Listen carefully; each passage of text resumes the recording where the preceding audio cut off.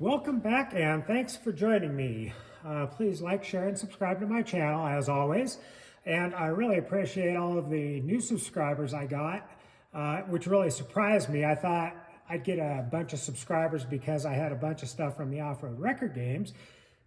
But based on the comments, I got subscribers because of the M715. There's people that like these old trucks, and I found those by letting people know on the M715 sites that I'm going to start a build for those. So I really do appreciate the like, share, and subscribes from all of you out there.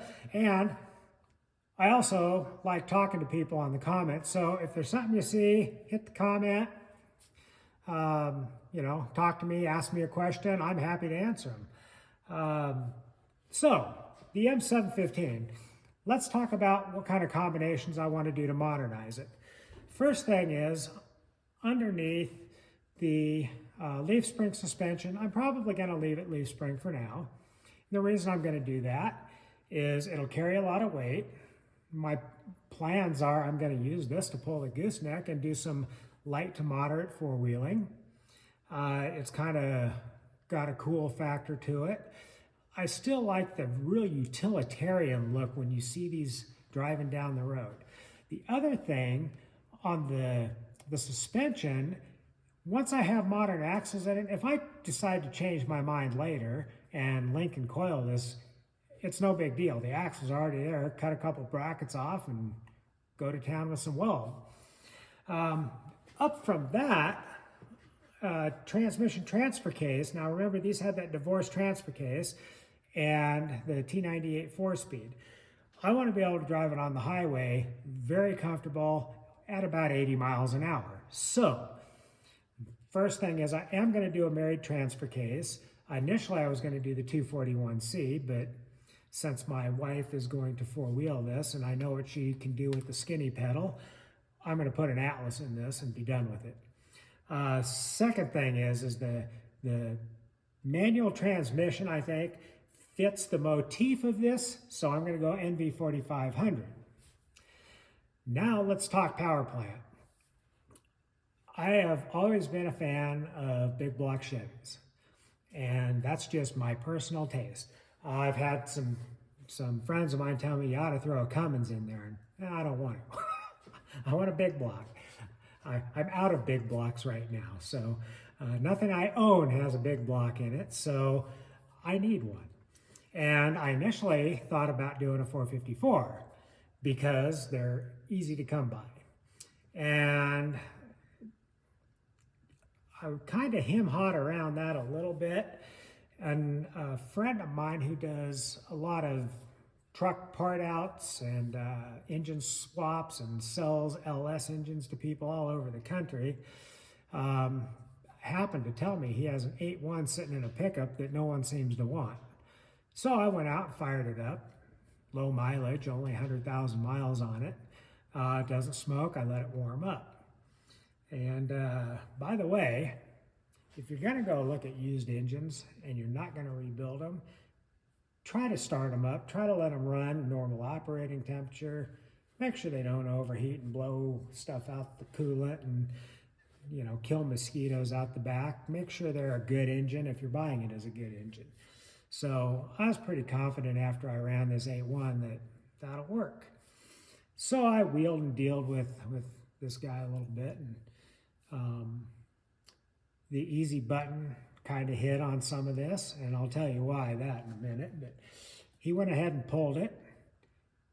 I got the computer, the complete engine top to bottom, including all the accessory drives. I didn't want the wiring harness. That's why he was happy to do this for me, because he didn't have to be real careful and pull out the entire wiring harness. It is a fly-by-wire throttle, so I did want that part of the wiring complete because I wanted the module and the pedal. Kind of need those if you're going to do the fly-by-wire business. But I also got him to throw in the Hydro Boost brake system, because the Hydro Boost I have at home is for a disc drum, and if I'm going to do a disc, instead of having to buy a disc conversion master cylinder, I'll just use this whole system. So that was one of the thumbs up for that deal. So just to give you an idea, I paid him $1,500 for the engine complete, just like I said. And, well, we'll go get that. Now, since we're getting started on this M715, there are a few more little nitpicky things I have about it. No power brakes, no power steering, no heater. These didn't come with even heaters in them unless they were being sent to someplace cold. No air conditioning.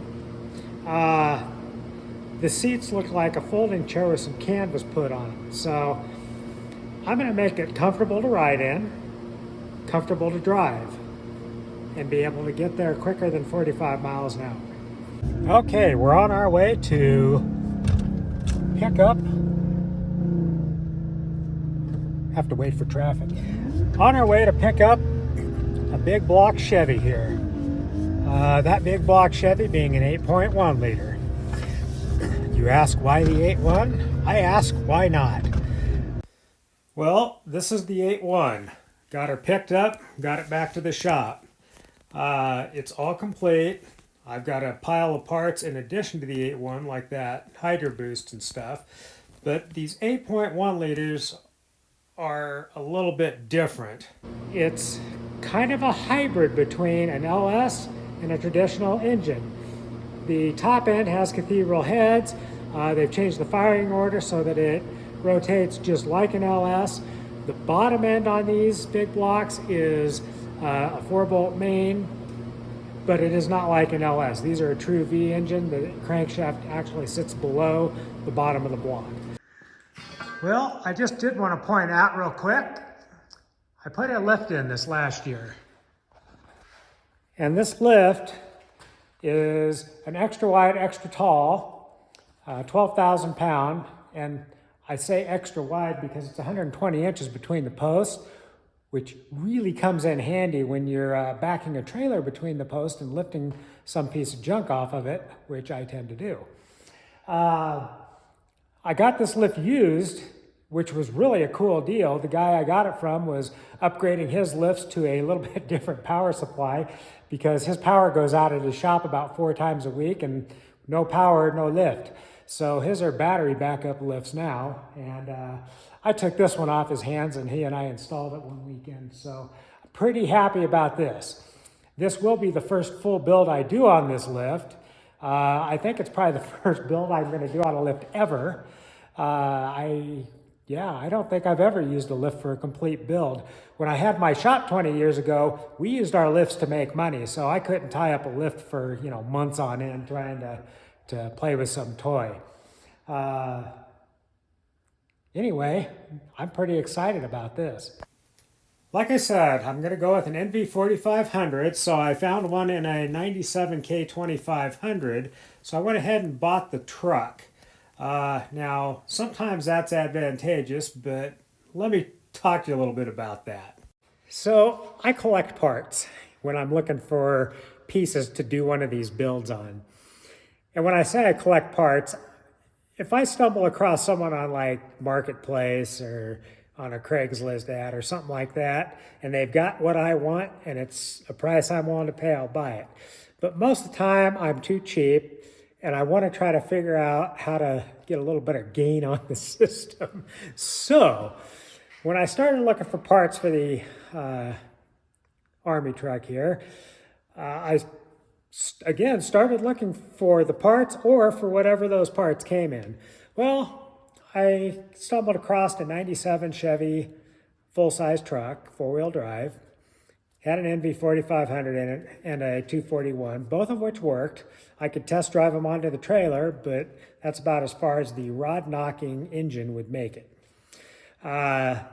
So for $1,000, I bought the entire truck, which has the NV4500. Has the transfer case, which I'm probably not going to use because I'm going to go Atlas. I could have used that 454. I could have rebuilt it, but 8.1, way more better. And I was kind of looking for a 14 bolt out of a Chevy van because they're a little bit wider. But this truck also has a 14 bolt. And with a 14 bolt, I can live with this one that's on a single wheel, full-size truck. I avoided the ones on the dualies because then you have to change the hubs, otherwise it'll sit too narrow. And the cab chassis ones sit even narrower. So a single wheel, 1 ton, or the van with a 14 bolt are the two ideals for these Army trucks. So now, after I took all these parts out, I parted the rest of the truck out and came out about $300 ahead. So that'll cover the disc brake conversion on that 14 bolt. Free parts are free parts. A little bit of time, I don't mind putting into it. So that's how I do that. This is the 14 bolt. I yanked it, cut all the bracketing off it, but it's still ugly. So this one's going to need some cleanup and some build work. Remember that Sterling that I pulled out of that F350 for my FC Wrecker? It's got a Dana 60 front end driver side drop. That's what I'm going to steal for the front axle on this. So there's the basics of it. Big block 8.1 L18 Chevy, NV4500, Atlas, Dana 60 front end, and a 14 bolt rear end. All right, sorry for jumping around a little bit, but we're back to the build. First thing to come off is the grill and the Braden winch. Now, the Braden winch does work. It's just not going to work with my application. I won't be able to get the linkage from the transmission to this when I'm done. The other thing I wanted to kind of do while I'm tearing this apart is I was changing cooling fans to see where things centered. And the reason I was doing that was this is the cooling fan it came with. And do you think this thing has some overheating problems? With the winch off, I straightened some stuff on the right front fender, made a couple little corner pieces, and fixed the brush guard before I disassembled it again. Okay, radiator. We'll start with it's set way too far back, not even in the supports, but they were trying to get it close to that fan that doesn't work. And you notice that Tupperware box sitting on the fender well. That is the custom waterproof fuse box. There's a lot of wiring on this that is just about this bad. Some of the wiring was done okay when they did a 12 volt conversion. They did move the batteries from inside to outside, which I'm going to have to move it somewhere else because that's where the heater is going to go in this. Underneath isn't much better. The frame supports have been cut up and cobbled up around the radiator, so those will have to go. Well, one upgrade this Jeep got somewhere down the line was a power booster for the somewhat working drum brakes. With the grill, radiator support, and fenders off, makes life a lot easier to get to things. I'm pulling this engine as neat and complete as I possibly can. I've got it sold to the same gentleman that bought the Braden winch, actually, and he's going to install it in one of his M715. So I wanted to make this as clean and easy for him so that he didn't have to do a lot of brain damage to get it adapted in. But once I got everything unbolted and ready to come out, it's all coming out in one unit. Hook the chain up, get her ready to yank, and once it was out, I started pulling other things that you might need and then just set everything on a jack stand. Things like clutch linkage you may need on the next one. Off to its new home it went, and hopefully he's got that in by about now. Next up is pulling the transfer case. These are really, really heavy transfer cases. I pulled it out complete with the cross members on my rolling table and out it went. Underneath, it's kind of ugly, but it's not rusted. Before I start cleaning up some of the cobbled mess under here, I'm going to tent this unit up. And I'm just doing this because I'm going to be scraping and air blowing and grinding a whole bunch of crap and dirt underneath it. And if I don't have this tent up, it's going to end up in every corner on everything in the shop. So it's not going to fully contain it, but it's going to contain a lot of it. Now let's get the first part of ugly out of here, those engine mounts. These engine mounts, they were cobbled in pretty poorly. It didn't take a lot of effort with the plasma torch to knock them out, and then grind up the slag a little bit. And you can see the frame is not rusted out. It's in good shape. It's just dirty.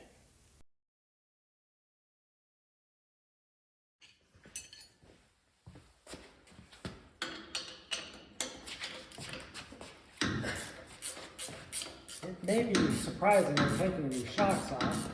I'm really not going to reuse the shocks, but I do want the towers up top, so I don't want those to get misplaced and thrown away with the axle. And it's just easier to take them off down here. Then when I pull this axle, I don't have to worry about interfering with my move.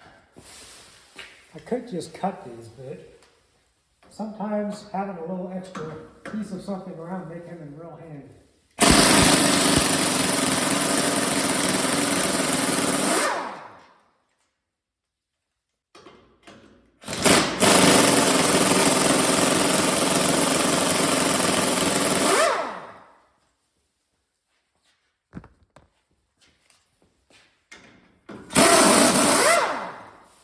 I'm going to leave one of the bolts in on that U-bolt just so I don't have the differential tilt on me until I'm ready for it to actually come out. So we're going to stop there for now. The rear U-bolts were not cooperative, so they got the cutoff wheel treatment. Once I got them cut, I lower the vehicle, cut the last bolt, and then leave the wheels on them and tires so I can roll them out and around the yard by myself. I don't have anyone in the shop to help, so that makes my life easier. Now, just as a side note, I try not to scrap things if I can. Both these axles and the transfer case ended up being repurposed to a guy in Kansas that has two M715s on his farm. So they went to a good home. Happy to say that. And yes, I gutted every single piece of wire on this entire Jeep. And it really wasn't that much of it, but it was pretty bad. Are we having fun yet? The cleanup is probably my least favorite part to do on any of this stuff. And I've had enough crawling around in grease and dirt for this week, so I'm going to go clean up. And Easter Jeep Safari is coming up, so we'll spend some time out in Moab. Thanks for watching. Please like, share, and subscribe. I do appreciate it. As a parting sign-off, I wanted to show off my buddy's military flat fender. He brought it to the last meet and greet. It's still a 24-volt, almost all original. He's even got an original frame to put back under it. Someone had swapped that out. On a side note, he beat me to the seller's house by about 10 minutes, or I would already own this one. But I think it's inspired me to start looking for a clean, rust-free flat fender for my next build video. So we'll keep our eyes out.